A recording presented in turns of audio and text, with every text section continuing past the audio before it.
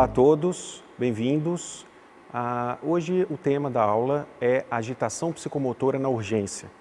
É uma aula destinada aos meus alunos do 7º período do curso de Medicina da Unifagoc e também do projeto de extensão Emergência Sem Medo, destinado aos alunos da Unifagoc que passarão pelo internato de urgência e emergência e também aos futuros colegas médicos, alunos da faculdade e outros médicos que se interessem pelo tema, né, que trabalham diretamente com essa problemática que é o paciente que adentra a emergência apresentando agitação psicomotora. Né? Vai ser uma aula bem objetiva, onde o principal foco dela é a abordagem ao paciente em agitação psicomotora e não necessariamente a etiologia. Né? Claro que eu vou falar das principais etiologias, mas o foco é exatamente a abordagem. O que fazer com esse paciente, como se dá o raciocínio clínico de um paciente que adentra a emergência com agitação psicomotora. Meu nome é José de Alencar, sou psiquiatra, psiquiatra da infância e adolescência e professor de medicina da faculdade Unifagoc. Então vamos começar essa aula com um vídeo, né, dando algumas estatísticas em relação a essa questão. As emergências psiquiátricas são consideradas complicações dos transtornos psiquiátricos. Cerca de 10 a 30% dos casos atendidos em emergências gerais são também psiquiátricas. É o que afirma o coordenador da Comissão de Emergências Psiquiátricas da ABP, Dr. Leonardo Baldassara. A agitação psicomotora é uma realidade possível em casos de emergências psiquiátricas. Aumento da atividade mental e motora pode comprometer a consciência do indivíduo, além de apresentar agitação intensa, chegando a ser desordenada e, por vezes, incontrolável. Muito bem, então a gente parte do pressuposto que, pelas estatísticas, que 1/4 dos pacientes na emergência podem apresentar agitação psicomotora por uma causa psiquiátrica. Né? Então, é uma prevalência muito alta. A agitação psicomotora é uma alteração clínica extremamente prevalente nas emergências. Então, a gente tem que saber manejar, a gente tem que estar preparado para manejar. Né? Então, aqui o conceito do que é agitação psicomotora, segundo autores internacionais e também brasileiros, né, que é o estado de excitação mental e de atividade motora aumentada. Um outro conceito que é a quebra da homeostase psíquica, que necessite de uma intervenção imediata e imprescindível. Esse conceito é muito interessante. E é uma forma de apresentação clínica de diversos transtornos caracterizados por uma excessiva atividade motora e cognitiva. Se a gente for pensar do ponto de vista semiológico, né, do exame do estado mental, ou da súmula, né, psíquica, a gente está falando de uma alteração da psicomotricidade, ou seja, uma alteração neurológica, psíquica, que cursa com uma agitação motora.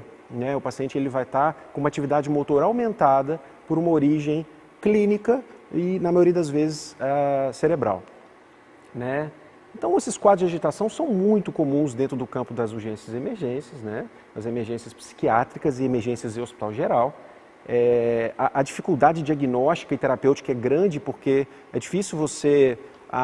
geralmente é um contrassenso, a gente espera que o paciente adentre a emergência buscando ajuda, e na verdade, claro que ele, de certa forma, ele está, mas o paciente está agressivo, ele está hostil. Né? O médico não está acostumado com essa hostilidade, ele está acostumado, a equipe de saúde, a ser bem tratada, a ser reconhecida, mas não é isso que acontece nesse caso, o paciente está hostil. Então isso é um grande desafio e dificulta muito o diagnóstico, né? Fazer colher uma boa história de um paciente que está agitado. Né? Então ele é um paciente que gera uma resistência do serviço, mas não deveria, a gente tem que estar preparado para lidar com esse tipo de situação. Né? Lembrando que várias condições clínicas podem mimetizar uma agitação psicomotora psiquiátrica. Né? A gente não tem que pensar sempre que o paciente agitado é um paciente de origem ou que tem um transtorno psiquiátrico. Por exemplo, o delirium, né, que é o rebaixamento do nível de consciência por uma causa, uma etiologia qualquer, clínica, pode gerar agitação psicomotora, em especial os quadros de traumatismo crânioencefálico e os estados pós-ictais, né, pós-período de epilepsia. Esses estados pós-ictais podem cursar com um estado de agitação psicomotora, né, uma turvação da consciência onde o sujeito fica extremamente agitado. Então, nem toda urgência psiquiátrica, lembrando que nem toda urgência psiquiátrica cursa com agitação psicomotora também. A exemplo da tentativa de suicídio ou do risco de suicídio, que é uma emergência psiquiátrica onde o paciente não necessariamente está agitado. Né? Meus caros, quando o paciente adentra a uma emergência apresentando uma agitação psicomotora, a gente tem que pensar basicamente 3 possibilidades maiores. A primeira delas, um estado de agitação psicomotora secundário ao uso de substâncias, ou intoxicação ou abstinência. A abstinência de álcool cursa com agitação psicomotora. A intoxicação por cocaína pode cursar com agitação psicomotora. Então, é sempre importante, no primeiro momento, já investigar a causas, se de repente a gente consegue colher isso com alguém que está acompanhando o paciente, ou o próprio SAMU que está trazendo, se há sinais clínicos de intoxicação ou abstinência de substâncias, né? Segundo grande grupo são os transtornos clínicos, as condições clínicas médicas gerais que podem cursar com a agitação psicomotora. Já dei exemplo do delírio, no TCE, existem várias outras causas. E os transtornos mentais, né? Mas antes de a gente pensar no transtorno mental, a gente tem que descartar as outras 2 causas. Claro que a primeira também está dentro do espectro da atuação do psiquiatra, mas, enfim, todas as causas têm que ser consideradas, né? Em relação à primeira causa, lembrando que tanto intoxicação quanto abstinência podem causar agitação psicomotora. Claro que o foco da aula hoje não é a etiologia, então eu vou só citar as principais etiologias, né? E uma forma da gente poder identificá-las, mas não vou me aprofundar, e sim na abordagem. Então, a intoxicação, a abstinência de substâncias tem que ser pensado. Não só substâncias como álcool, cocaína, mas também medicamentos que podem cursar com agitação psicomotora ou confusão mental. Um exemplo disso, a abstinência de benzodiazepínicos, principalmente em pacientes idosos, pode cursar com delírio, agitação psicomotora. Inseticidas, a intoxicação por organofosforados, solventes, que não necessariamente... Quando há um processo de rebaixamento do nível de consciência, ele pode cursar com agitação psicomotora, não necessariamente com alentecimento psicomotor, né? Em relação a uma condição médica geral, que é o segundo grande grupo, existe uma infinidade de causas clínicas que cursam com agitação psicomotora, né? Estados hipoglicêmicos. É só a gente pensar que qualquer sofrimento cerebral agudo pode gerar uma confusão, uma desorientação e uma alteração psicomotora com agitação. A hipoglicemia, a hipóxia, o TCE, o traumatismo crânioencefálico, sangramentos cerebrais, hipo ou hipotermia, meningite, quadros infecciosos em geral, quadros metabólicos em geral, né? Os estados pós-ictais são muito comuns, pós-crise epilética, tumores cerebrais, onde há um aumento da pressão intracraniana, doenças tireoidianas, em especial a crise tireotóxica, entre outras causas, que a gente não é o objetivo da aula, mas lembrando que a gente é um ambiente clínico, até que se prove o contrário, aquela agitação psicomotora é por uma causa médica, tem que ser tratada antes de pensar numa causa psiquiátrica, que também é médica, mas de repente não coloca o paciente no risco iminente de morte, como uma dessas causas poderia, né? Então, essas são algumas características que indicam a suspeita de organicidade, ou seja, uma condição clínica que não necessariamente psiquiátrica, né? O início agudo dos sintomas, o paciente sem histórico de doença psiquiátrica, o paciente estava bem, de repente, agudamente ele faz uma alteração psicomotora com agitação, sintomas que flutuam ao longo do dia, que é muito comum no delírio, né? Não no delírio, delirium. O primeiro episódio e ausência de diagnóstico psiquiátrico prévio, como eu falei, idade avançada, doença clínica pré-existente, né? Reagudizada, sinais e sintomas neurológicos sempre têm que ser investigados, né? Principalmente o nível de consciência, características catatônicas, lembrando que nem toda catatonia ela cursa com aquele estado de avolia, né? Muitas vezes cursa com agitação psicomotora. Existem catatonias onde o paciente fica agitado, né? Enfim, histórias de trauma recente, TCE, existem vários sinais clínicos, em especial a desorientação. Muitas vezes a gente percebe que o paciente está com uma turvação, não necessariamente coma,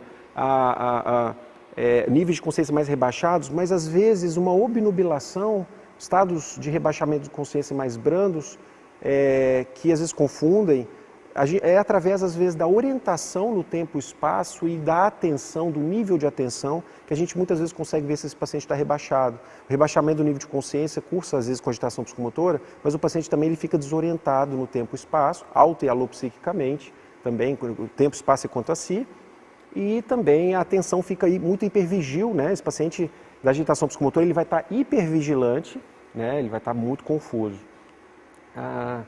E a gente tem, a partir da suspeita clínica, a gente tem que partir atrás da causa base, né? A suspeita que a gente tem, né? Existem avaliações básicas, né? Como hemograma, a função renal, função hepática, eletrólitos, né? Um eletro, a gente pode avaliar dependendo da nossa suspeita clínica, e daí vai seguir o raciocínio clínico. Lembrando que o exame de neuroimagem nem sempre ele deve ser feito, a não ser que haja sinais neurológicos que justifiquem, né? Lembrando, se tiver disponível exame toxicológico pode ser feito, mas muitos dos exames eles vão demorar a ficar prontos e eu preciso estabilizar esse paciente, a agitação psicomotora dele gera um tumulto no pronto-socorro, um risco para a equipe, um risco para o próprio paciente, então eu preciso estabilizar esse paciente o quanto antes. Então as indicações dos exames de neuroimagem nesses pacientes só se houver um déficit neurológico, né, um padrão de cefaleia muito atípico, associado a déficit neurológico, um trauma craniano, né, alterações do nível de consciência, enfim, crise convulsiva de início recente, sem histórico prévio, quedas ou perda de controle de esfíncter não explicado por outras causas. Aí são sinais neurológicos, indicam sinais neurológicos focais. Então, obviamente, eu tenho que fazer uma investigação, um exame de imagem. Mas não necessariamente todo paciente que tem agitação psicomotora precisa se tomografar ou pedir uma ressonância, né? E o terceiro grande grupo etiológico são os transtornos mentais, né? Os transtornos mentais têm uma prevalência maior de agitação psicomotora porque existem as crises dentro de cada transtorno psiquiátrico. Por exemplo, os quadros de transtorno bipolar, os episódios de franca mania com sintomas psicóticos, né? Os quadros de transtornos psicóticos, foi o tema da última aula, síndromes catatônicas, como já falei, a catatonia agitada, os transtornos de personalidade, em especial personalidade borderline, o emocionalmente instável, os histéricos, os triônicos, as síndromes fóbico-ansiosas, principalmente a crise de pânico. O paciente, quando tem uma crise de pânico, ele pode chegar no pronto-socorro extremamente agitado, apresentando um quadro de despersonalização, desrealização. Então, esse paciente pode cursar com agitação psicomotora. Os quadros demenciais em pacientes idosos, né, que cursam com delírio ou cursam com alucinoses, esses pacientes podem ter agitação psicomotora, até pela própria desorientação das doenças neurodegenerativas, né, estado avançado, e alguns transtornos da infância também, como a criança autista pode estar muito agitada, a criança ou o adulto que tem déficit intelectual costuma ter um baixo limiar à frustração ou estresse, e os transtornos de conduta na infância. São várias as etiologias clínicas, psiquiátricas, e por uso de substâncias, tanto a intoxicação quanto a abstinência, e a gente tem que estar muito atento a essas etiologias enquanto a gente já vai fazendo. Na emergência é tudo muito rápido, então quando a gente já começa a pensar em como estabilizar esse paciente, automaticamente a gente já está tentando colher o máximo de informação para se pensar numa etiologia, e ao mesmo tempo a etiologia ela direciona muito a nossa conduta.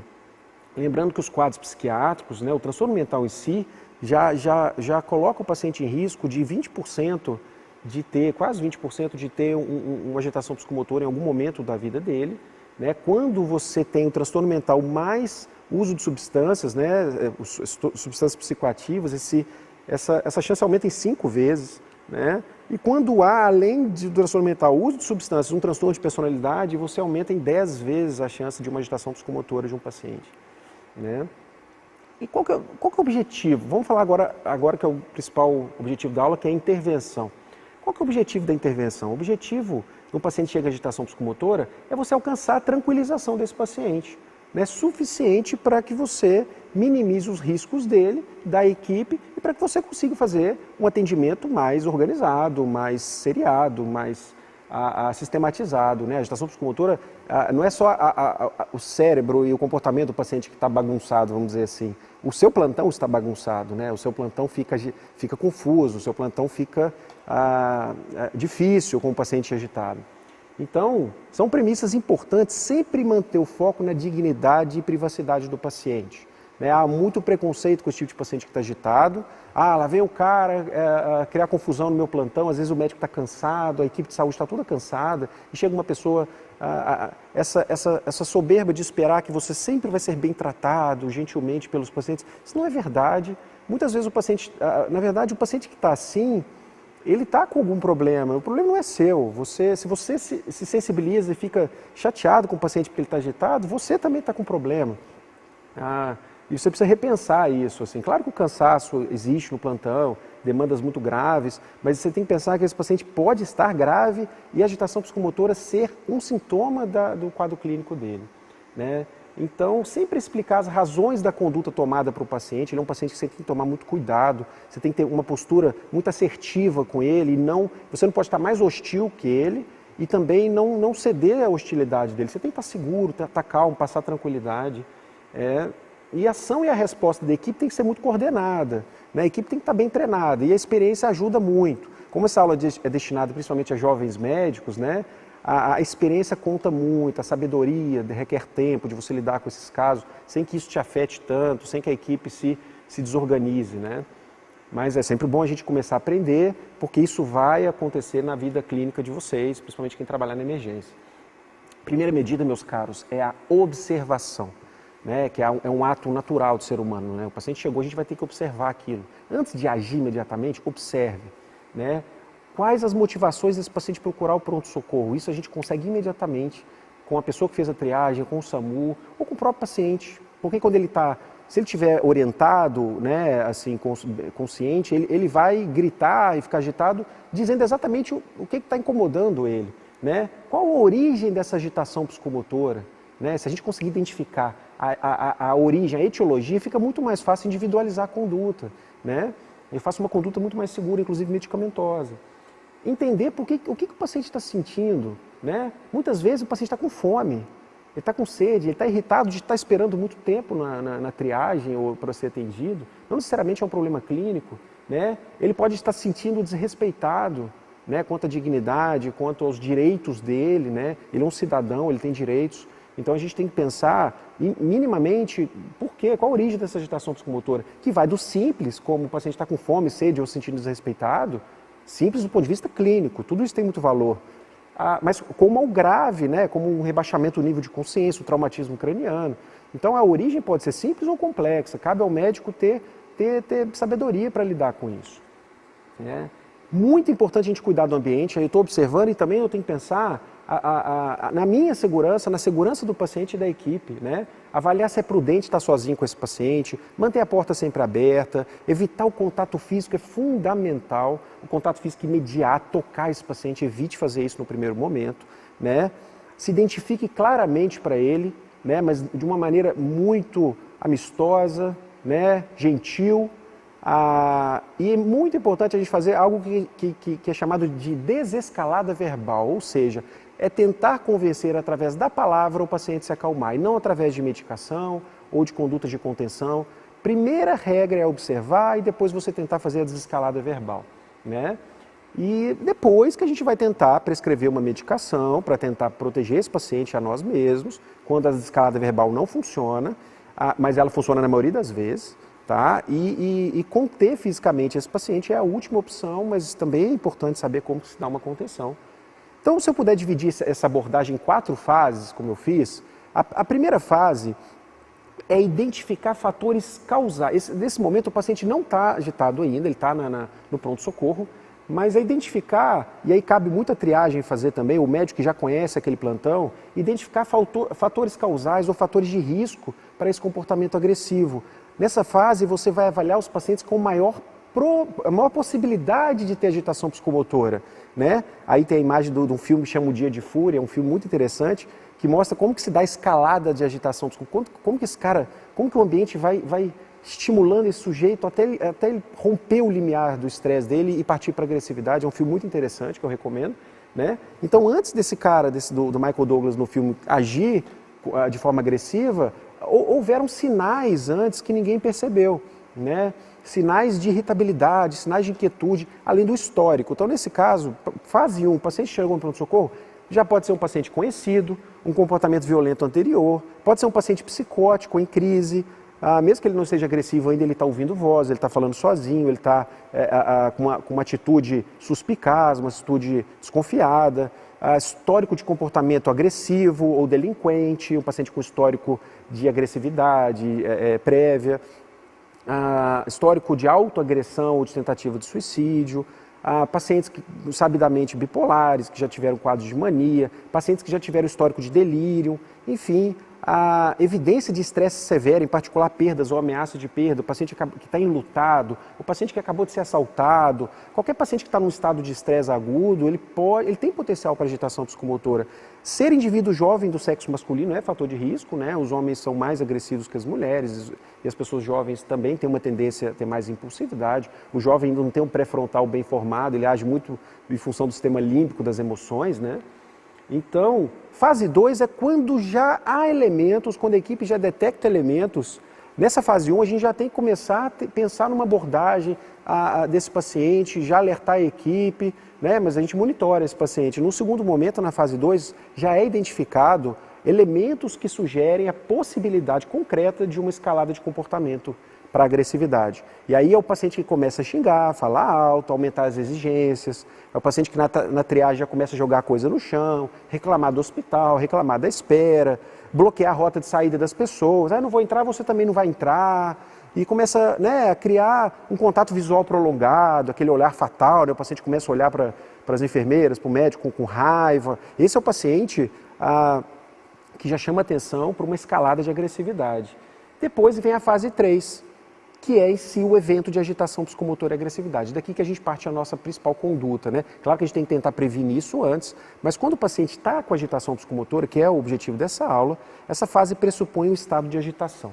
E aí o paciente está agressivo, o caos está instalado, né? E aí a gente tem duas medidas. A gente tem a medida não coerciva e a medida coerciva, né? Não coerciva é a gente não utilizar medicamentos ou contenção, é tentar desescalada verbal, e a coerciva é quando a gente pode usar fármaco ou a contenção mecânica, né? Então a medida não coerciva mais eficaz, e a mais eficaz de todas, incluindo todas as abordagens, é a desescalada verbal, como eu falei, que é acalmar o paciente através da comunicação. Existem alguns elementos importantes, por exemplo, a autenticidade, né? É você se reconhecer como a pessoa. Não, eu sou como você. Você tem que mostrar uma empatia, um entendimento daquele estado e não ir de contra o paciente. Você tem que ser inteligente na abordagem. Então, quando você diz, não, eu sou como você, eu sou igualzinho, eu sei o que você está passando. Ou quando você desenvolve empatia e fala palavras como, eu compreendo o senhor perfeitamente. Aquela velha massa, né? Quando um não quer, dois não brigam, né? Então, se um não quer, dois não brigam, não tem como. Se você falar, não, eu compreendo, eu entendo que o senhor está agitado, eu compreendo a irritabilidade do senhor, o porquê que o senhor está assim, perfeitamente, né? Eu conheço o seu problema, eu sei o que o senhor está sentindo, né? Conhecimento, demonstrar aliança terapêutica. Eu estou do seu lado, pode deixar comigo que eu vou ajudar o senhor, né?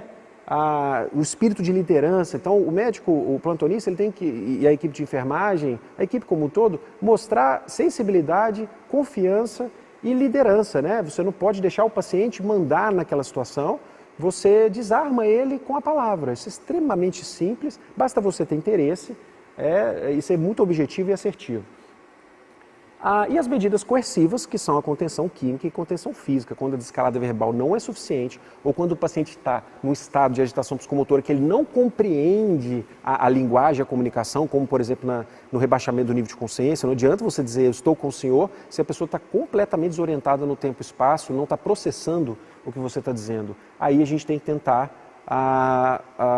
quando a desescalada verbal não é eficiente, a gente tem que tentar inicialmente a contenção química. A contenção mecânica é a última estratégia. A contenção química, o objetivo dela imediato é o controle do comportamento do paciente. A gente sempre tem que priorizar a via oral, né?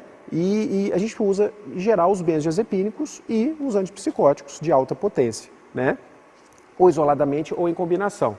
Em relação aos antipsicóticos, dá sempre preferência ao haloperidol. Ele é de alta potência, de baixa atividade cardiovascular. Então é uma medicação extremamente segura, inclusive para gestante, para idoso, para qualquer faixa etária, para criança. O haloperidol é a medicação de escolha para agitação psicomotora na urgência, né? A associação dela com prometazina provoca sedação. É muito utilizado, mas tem que tomar alguns cuidados. Não é uma conduta errada, mas quando o paciente está agitado por um rebaixamento do nível de consciência, por uma causa clínica, por um sofrimento cerebral agudo do ponto de vista metabólico, infeccioso, aí é uma conduta errada. Você não precisa sedar esse paciente, até porque você precisa de parâmetros clínicos para avaliar, e neurológicos para avaliar esse paciente. Então evite, via de regra, evite sedar esse paciente você pode acalmar sem sedar o paciente, até porque depois que o paciente se acalmar, você vai ter que colher uma história, e como que você vai colher a história de um paciente sedado? Né? É muito complicado. Então, não necessariamente utilize a prometazina. Né? O haloperidol, na maioria das vezes, é mais do que o suficiente. Né?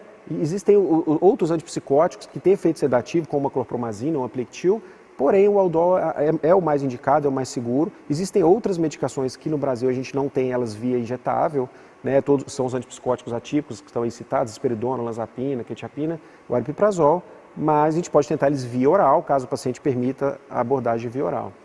Né? Mas em especial o haloperidol é o mais interessante. Em relação aos benzodiazepínicos, o midazolam, isoladamente ou associado ao haloperidol, se você tiver o objetivo de maior sedação, o midazolam ele tem um potencial sedativo muito grande, né? Tanto que é utilizado em indução anestésica, é uma droga que tem uma meia-vida muito curta, que é interessante porque às vezes você vai sedar o paciente, acalmar, e o paciente vai se recuperando aos poucos, você vai colhendo a história, né? Mas sempre monitorar a frequência respiratória, que é uma droga que tem potencial de depressão respiratória, fazer de preferência no ambiente hospitalar, né? Que é o ambiente que a gente está discutindo hoje. A ação é muito curta e rápida. Então, esse fluxograma é interessante, que ele mostra o seguinte: se o paciente está cooperativo, com risco de agitação ou com agitação, porém algo cooperativo, você tem que sempre tentar a via oral, né? O haloperidol ou o diazepam, se a desescalada verbal não funcionar. Depois, para o paciente não cooperativo, onde a desescalada não funciona e o paciente está com risco de violência, de fuga, e aí a gente tem que pensar, dependendo da etiologia, as condutas. O Aldol, em geral, ele é seguro para todos os casos, né? Por exemplo, nas intoxicações por substâncias estimulantes, por exemplo, cocaína, drogas que têm o efeito noradrenérgico, então é muito mais interessante você usar drogas benzodiazepínicas, né? O midazolam, o diazepam. Já gestantes, né? A intoxicação por álcool, que aí o benzodiazepínico ele está contraindicado, porque você vai competir por receptor GABA num paciente que já está intoxicado por álcool. Então, na intoxicação alcoólica, não na abstinência, porque na abstinência alcoólica o benzodiazepínico ele é a indicação. Então, a abstinência de álcool, intoxicação por droga estimulante, benzo.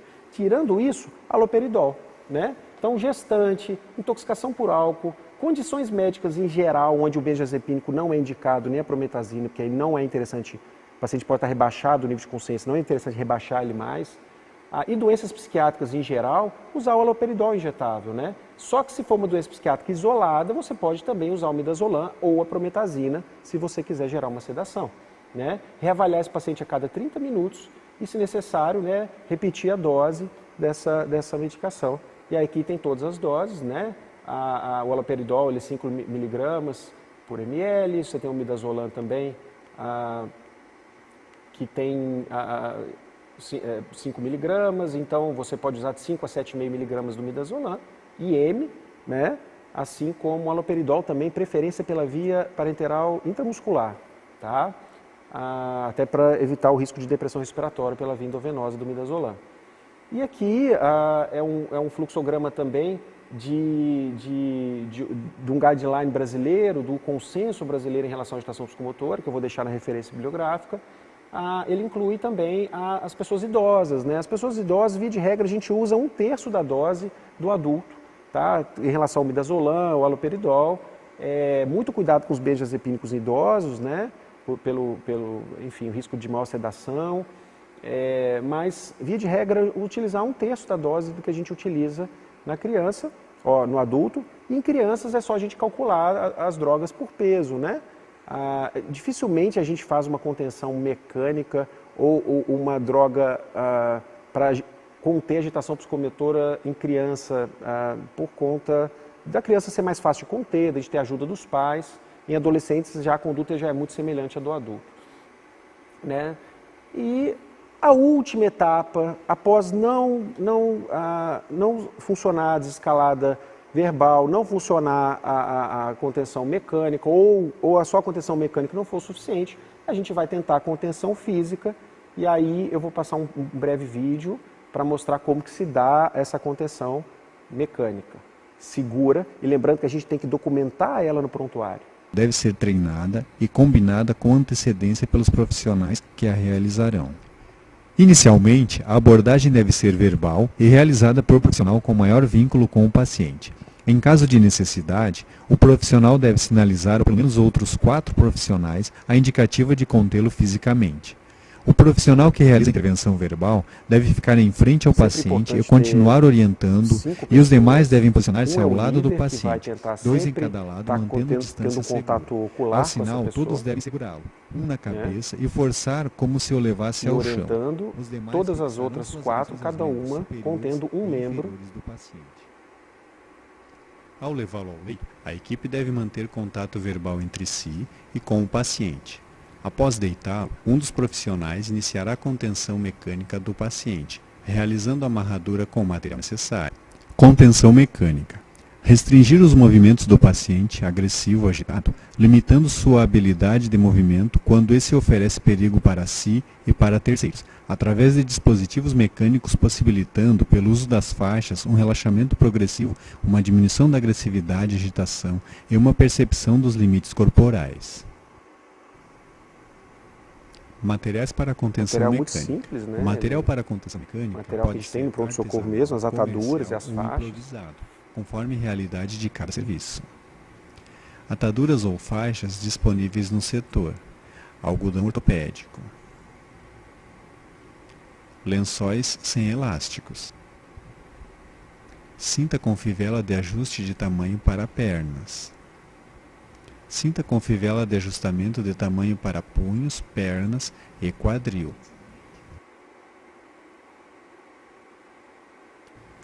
Inicialmente, faça a contenção do tronco com o lençol sobre o peito do paciente e amarrando junto ao leito. Deve-se tomar cuidado para não apertar demais e tampouco deixar o lençol enrolado.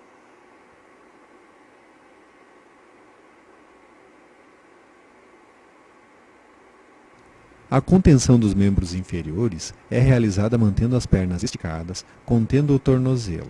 Tomar cuidado para não apertar demais a faixa usada e os nós mantendo espaço de pelo menos um dedo entre o tornozelo do paciente e o nó realizado.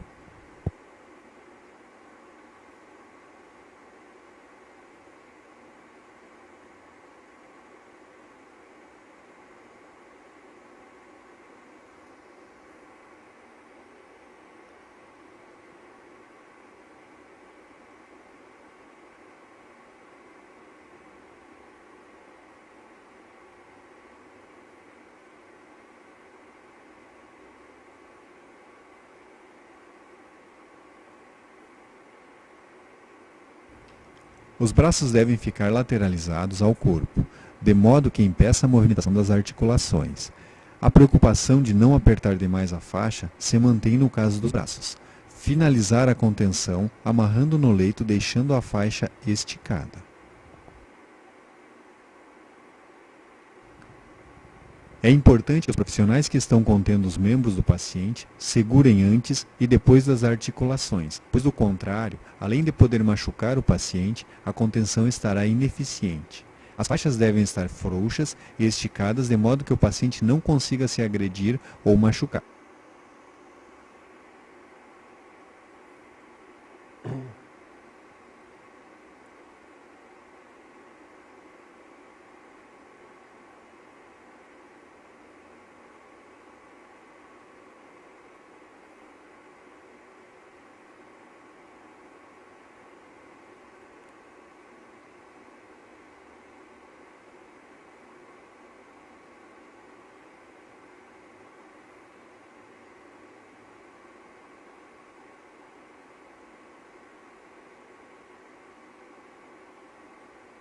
Muito bem. Lembrando que a contenção mecânica não machuca o paciente, ela é o último recurso dentro da tentativa de conter a agitação psicomotora. Ela é um recurso extremamente seguro que mantém o paciente protegido e a equipe também, né? Lembrando sempre documentar em prontuário a contenção mecânica, o porquê que ela foi feita para a própria proteção do médico. Se a família estiver presente, orientar a família o porquê e sempre o líder desse grupo que está conversando com o paciente, dizer para ele que ele será contido, que isso é para o bem dele, que para a proteção dele, né? Isso é um recurso previsto no ato médico não tem problema nenhum, contanto que todas as outras abordagens tenham sido feitas antes, né? Lembrando que em crianças a gente deve evitar isso ao máximo, pelo trauma que isso gera para a criança. Criança a gente consegue, tem muito mais sucesso na desescalada verbal e na contenção química do que na mecânica, não há necessidade. E cuidado especial com os idosos por conta do risco de fratura, né? O idoso, você tem que, se for necessário uma contenção mecânica, ela tem que ser bem cautelosa. Estabilizado o paciente, feita a conduta de contenção da agitação psicomotora, de preferência pela desescalada verbal, depois pela contenção química, se necessário, e depois pela contenção mecânica, a gente vai dar continuidade à assistência após o evento. Aí sim, a gente vai fazer uma avaliação clínica mais detalhada, né? Estabelecer uma hipótese diagnóstica, né? Iniciar um tratamento específico, né? Lembrando que a gente tem que manter na prescrição do paciente doses menores desse fármaco. Caso esse paciente vai ficar internado, vai ficar em observação, ele pode voltar a ter agitação psicomotora. Então a gente pode tentar manter essa mesma prescrição que a gente fez na urgência, mas em doses menores, de preferência via oral, para o paciente, caso ele volte a apresentar uma agitação psicomotora. E reavaliar o melhor local para a continuidade desse tratamento, né? Se um paciente psiquiátrico, se eu vou encaminhar ele para um ambulatório, se eu vou encaminhar ele para o CAPS, se eu vou encaminhar, se ele vai sair acompanhado pela família, se ele vai ser internado na clínica médica, se é um paciente que vai evoluir para a clínica cirúrgica, enfim, depende da causa, da etiologia dessa. A gente sempre tem que revisar continuamente os processos, principalmente o paciente contido no leito, contenção mecânica, ela tem que ser supervisionada sempre. Esse paciente não pode ficar desassistido, ficar sozinho, ok? E, para fechar, uma observação de um aspecto ético-legal no manejo desses pacientes, lembrando que o paciente que está agressivo, porque se recusa tratamento, não porque ele tem um problema clínico necessariamente, ele está recusando o tratamento na emergência, e ele está agressivo por isso, ele não tem intoxicação por uso de substância, né? E não é um paciente que está fora da realidade, não tem nenhum quadro psiquiátrico que tira a autonomia dele de tomar essa decisão, de discernir, né? Você não pode conter esse paciente nem mecanicamente, nem medicamentosamente, porque isso configura cárcere privado, segundo o artigo do Código Penal Brasileiro, né, artigo 148, então tem muita atenção com isso, né? Você não vai sair contendo uma pessoa e medicando uma pessoa porque ela está se recusando ao tratamento, a não ser que isso seja para proteger a vida dela e para salvar uma condição clínica onde a pessoa não tem capacidade de discernir ou a pessoa realmente está muito doente, está precisando da sua ajuda. Então a gente tem que tomar esse cuidado, ok? Então aqui a bibliografia dessa aula e recomendo ler esse guideline que está presente no Jornal Brasileiro de Psiquiatria. Ele está disponível pelo PubMed também, né, da turma da equipe do Baldassara, que é uma equipe de São Paulo especializada no estudo da urgência e emergência, né? Muito bem, e foi um prazer, né, poder contribuir para a formação de vocês e pensando sempre na melhor abordagem do paciente na urgência e emergência, em especial o paciente com agitação psicomotora.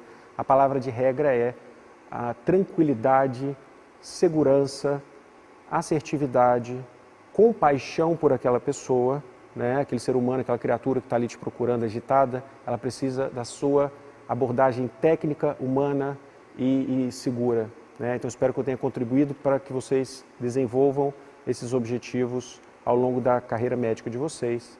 Um abraço carinhoso e até a próxima oportunidade.